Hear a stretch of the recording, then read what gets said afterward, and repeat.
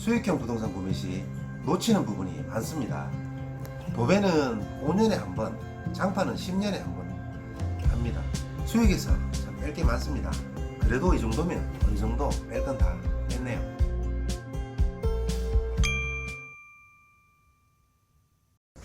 안녕하십니까, 친절한 이소장입니다. 수익형 부동산 구매 시 놓치는 부분이 많습니다. 중개인이야 중개 욕심에 좋은 것만 얘기하지 꺼려하는 부분에 대해서는 얘기를 하지 않고, 또 부동산 중개인조차도 모르시는 부분이 있어 짚어드릴까 합니다.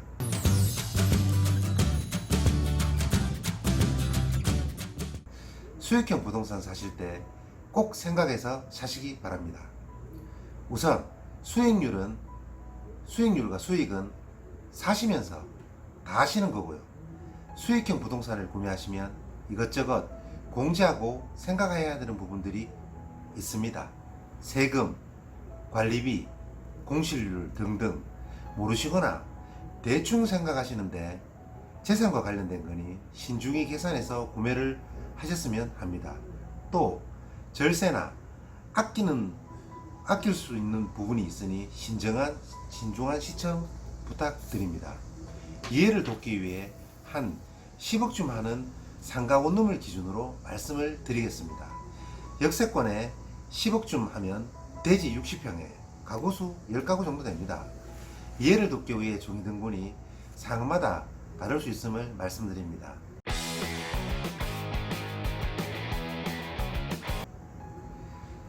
제일 걱정하는 부분 세금 얘기부터 하겠습니다. 취득세나 양도세 같은 부분은 다들 아시고 구매를 하십니다. 취득세는 10억짜리 사시면 9억 이상이니 3.3%에 법무사비 포함 3,500만원 정도 나옵니다. 그러나 예세에서 든 것처럼 상가가 있으면 상가 부분 4.6%, 주택 부분 2.6%에서 보통 2,600만원 정도 나옵니다. 10억 근처 상가에 있는 매물 사실 때는 구청이나 시청, 군청 세무과에 문의해 보시면 과표가 3.3%인지 2.2%인지 가르쳐 줍니다. 1,000만원 정도 왔다 갔다 하는 거니 미리 중개인에게 확인 요청하시면 됩니다. 약간 오바시 깎아달라고 하시든지 어떤 방법을 마련해 달라고 하시면 무슨 방법이 생길 겁니다. 재산세는 연에 100만원 미만으로 나옵니다. 이것도 유지관리비니 포함 안 할 수가 없죠. 재산세는 7월과 9월에 본납해 내시면 됩니다. 건강보험료도 집을 사시면 인상이 됩니다. 직장 가입자야 이해관계를 따져봐야 하지만 한 채 정도는 건강보험료가 오르거나 그러진 않습니다. 직장 다니면서 원룸 사도 인상이 안 된다는 얘기입니다. 지역가입자는 최저 14,703원부터 최고 345만 3,612원 내야 합니다. 건강보험료는 소득, 재산, 자동차 이 세 가지 요건으로 나옵니다. 점수당 189.7원 곱하면 됩니다. 소득은 임대사업자 신고 여부에 의해 달라집니다. 아직은 안 하시는 분이 많지만 하신다면 정확하게 하시진 않고요. 소득신고를 정확하게 하시진 않습니다. 이것저것 공제하고 1,000만원 정도 신고할 경우 462점, 즉 87,641원 정도 나오고, 재산은 예시가 10억짜리니 공시가격 5억 잡고 812점, 즉 15만 4,036원 나옵니다. 대충 잡은 거라 재산 기본 공제는 하지 않았습니다. 15만원보다 적다는 얘기입니다. 그래도 크네요. 재산이 늘어난 거라 별 수 없지만 아낄 수 있는 방법도 있습니다. 직장인의 경우 월급의 3% 정도는 건강보험료로 납부를 합니다. 지역가입자에 비하면 개인 부담은 훨씬 적습니다. 임대인이 직장을 다니면서 의료보험은 직장을 다니시고 계시다면 건강보험료는 인상이 되지 않습니다. 집사도 별 영향이 없습니다. 또 직장이 없어도 직장을 다니는 피부영자로 기속될 경우 별도의 지역 건강보험료는 납부하지 않아도 됩니다. 요건은 있습니다. 재산가표가 5.4억 이하인 경우 인정이 됩니다. 재산가표가 5.4억을 넘으려면 10억 이상 하는 원룸이 있어야 합니다. 5.4억이 넘어도 9억 이하인 경우 연간 소득이 1천만 원 이하라야 됩니다. 공시가격이 9억을 넘기기는 힘듭니다. 서울이야 가능하겠지만 보통은 어렵습니다. 일단 종부세 인적 기준이 6억, 가구당 9억이니 종부세 안 내시면 다 피부양자 요건이 된다고 보시면 됩니다. 아직 지방에서 종부세 안 내는 집주인이 훨씬 많습니다. 내시는 분이 극히 없습니다. 직장을 다니는 사람은 배우자, 직계존속, 배우자의 직계존속, 직계비속, 즉 아들, 딸 및 사위, 며느리 다 됩니다. 형제자매도 되는데 형제자매는 재산 가포가 낮습니다. 피부양자가 되시면 의료보험을 안 낸다는 얘기니까 보통 뭐 직장 다니시는 형제, 자매, 뭐 아들, 딸, 며느리, 아버지 다 안 있겠습니까? 뭐 머리만 쓰시면 됩니다. 자기가 직접 다니시든지. 어쨌든 아직까지 원룸을 사도 의료보험료 인상폭은 낮지만 피해갈 수 있는 방법이 있다는 게 다행이네요. 돈도 드는데 피해갈 수 있으면 피해가야죠. 건강보험료도 나라에 내다 보니 세금 같은 느낌이 드네요. 소득세는 한 가구 정도 가지고 계시면 거의 안 나옵니다.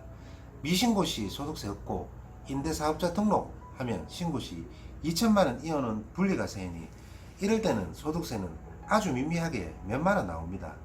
소득 따라 다르지만 오늘 예시의 매물로 볼 때는 미미하니 넘어가겠습니다. 소득세가 거의 안 나온다는 이야기입니다. 세금 인상폭은 제가 말씀을 드렸고요. 관리비 얘기 드리겠습니다. 우선 관리하는 데는 전기요금, 수도요금, 도배장판 같은 유지 수선비, 인터넷 유선요금, 청소관리비, 부동산 중개수수료 등등이 들어갑니다. 종목은 많은데 따져보면 뭐 그렇게 많지는 않습니다. 전기요금은 주인이 내냐고 궁금하시는 분들 있겠네요. 전기요금은 세입자가 개별 부담합니다. 제가 이야기하는 전기요금은 공동전기요금인데요. 이건 임대인이 냅니다. 복도 등이나 자동문, 그리고 CCTV 등등 뭐 다 해서 한 달에 3,000원 정도 나옵니다. 앞에 예시에서 말씀드린 60평 다가구 주택 기준입니다. 수도요금은 계량기가 개별로 되어 있지 않은 한 임대료가 부담을 합니다. 임대인이 부담을 합니다. 한 달에 10만원 정도 나옵니다. 도배는 5년에 한 번, 장판은 10년에 한 번 합니다. 생각보다 잘하지 않습니다. 벽지가 내구성이 각진 것도 있겠지만 다들 깨끗하게 씁니다. 뭐 부분 도배 해도 되고요. 원룸 하나 도배하는데 천장 빼고 8만원 정도 합니다. 장판은 모노림은 평당 3만원, 데코타일은 뭐 LG 제품이 제일 좋은데 LG 제품이 45,000원 정도 합니다. 비메이커는 뭐 4만원 합니다. 대신 거 같은 거 그런 거. 질적인 차이는 별로 없습니다. 데코타일로 된 건 위에 바로 깔면 철거비가 없지만 데코타일은 철거비가 듭니다. 평당 2만원이 듭니다. 20만원에서 30만원 생각하면 되는데 데코타일로 된 건 10년이 지나도 교체를 잘 안 합니다. 영구적이진 않지만 오래갑니다. 장판은 아주 구축이 아니라면 차후 리모델링 할 때 하시면 될 것 같네요. 그리고 옵션 유지수선비는 10년 안쪽 매물이라면 고장 날 게 잘 없고 옵션 같은 게 고장이 나면 해당 회사에 출장 수리하면 되고 뭐 얼마 나오겠죠. 이것도 리모델링 할 때 전체 교체하면 에어컨, 세탁기, 냉장고 해서 100만원 하면 삼성 LG로 합니다. 보일러는 10년은 짧고 그 이상 보시면 되는데 40만원, 교체 비용 40만원 정도 생각하시면 됩니다. 이것도 리모델링 할 때 전체 교체를 고려해 보시면 좋을 것 같네요. 리모델링을 하면 월세는 올라가는 장점도 있으니 교체하면 그 돈이 다 사라진다고 생각하시면 안 될 것 같네요. 뭐 집값도 올라가겠죠. 리모델링을 하면 월세가 올라가니까. 옵션 바꿔주면 월세는 당연히 올라가고요. 새 거 쓰니까 월세 더 받는 건 당연합니다. 그래서 리모델링을 하는 거고요. 정화조는 1년에 한 번, 뭐 5만원, 4만원 그렇게 합니다. 그리고 원룸 중에 정화조가 없는 매물들도 있습니다. 참고하시기 바랍니다. 임대를 하시다 보면 말도 안 되는 엉뚱한 쪽으로 비용이 뭐 많이 많습니다. 그런 비용 들어가죠. 변기 막히고 뭐 하수도 막히고 전기 고장나고 타일 떨어지고 심지어는 옥상에서 떨어져 자살해가지고 벌금 내는 것도 많습니다. 제 고객인데 30만원 내시더라고요. 임대인 입장에서 진짜 억울한 일입니다. 제가 많은 사례를 보는 사람이라 있는 일이지, 이런 일은 뭐 사람 죽는 일까지는 잘 없습니다. 이런 좌절구레하는 것도 유지수준비에 넣고 봐야 합니다. 생길 수도 있고 아닐 수도 있는 관리비니 1년에 한 30만원 정도 그렇게 뭐 잡겠습니다. 뭐 타일 30만원도 많겠죠. 뭐 타일이 뭐 떨어지고 그런 것들이 뭐 사람이 죽고 뭐 하수도가 막히고 해가지고 1년에 생길지도 안 생길지도 모르는 일에 30만원 정도 일단 잡아놓도록 하겠습니다. 화재보험은 소멸성으로 연에 10만원 정도 듭니다. 화재보험은 선택이지만 드시는 게 좋을 것 같네요. 원룸에 불나는 건 보지 못했는데 마음 편하라고 뭐 있는 거니 꼭 이으시기 바랍니다. 인터넷이나 유선도 임대인이 냅니다. 구축 중에는 임차인이 내는 경우가 많이 있지만 얼마 되지 않은 돈 들여 월세 1, 2만원이라도 더 받고 경쟁력을 갖출 수 있으니 전체 가구 옵션 추천해 드립니다. 유선 인터넷 합쳐 올해 10만원 미만입니다. 5만원도 있고 뭐 많은 집이 10만원 정도 됩니다. 어차피 내가 주인 세대 살아도 인터넷 유선은 필요합니다. 아직 설명할 게 많은데 나가는 게 많네요. 원룸 사실 때 꼭 체크해 보시고 구매하시고 어차피 지출되는 거 알고 사시기 바랍니다. 청소비는 직접 하시면 없고 관리업체에 맡기시면 월 5만원 주 1회 청소를 합니다. 물론 주 2회는 7만원이고 뭐 금액은 올라가는데 주 1회 정도 하시면 됩니다. 큰 원룸은 6만원이고 뭐 예시를 대지 60평으로 정한 거니 월 5만원 생각하시면 됩니다. 5만원 주시면 복도 주차장 한 번씩 창문도 닦아주시고 뭐 그런 대로 깨끗합니다. 사람 쓰는 게 청소는 뭐 잘 됩니다. 전문으로 청소만 하시니까 저희가 하는 것보다 깨끗하게 깨끗합니다. 외지 계시다면 원룸 관리인 두시는데 청소비 포함해서 뭐 20만원 정도 듭니다. 많습니다. 20만원 정도 하면 관리인한테 15만원 정도 준다는 이야기죠. 저는 관리인 두시는 거는 반대입니다.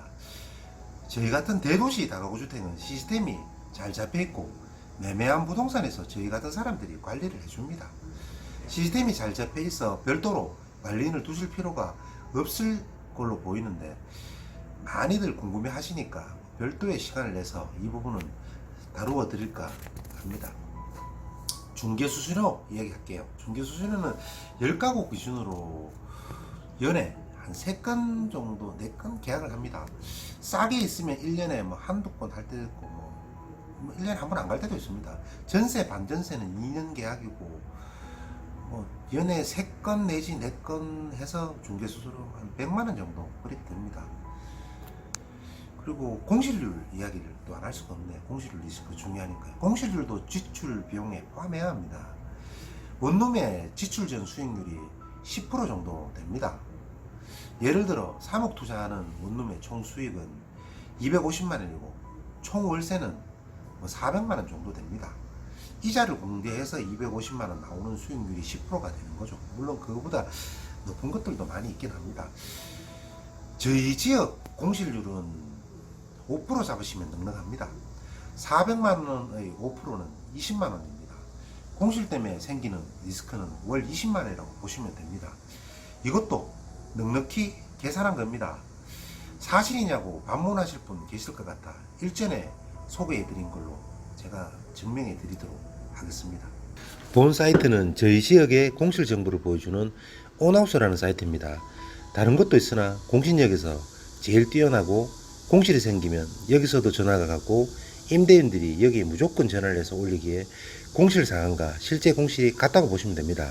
일단 편의상 원룸 이름 중 제일 많이 사용하고 있는 하우스가 들어가는 원룸을 검색해 보도록 하겠습니다.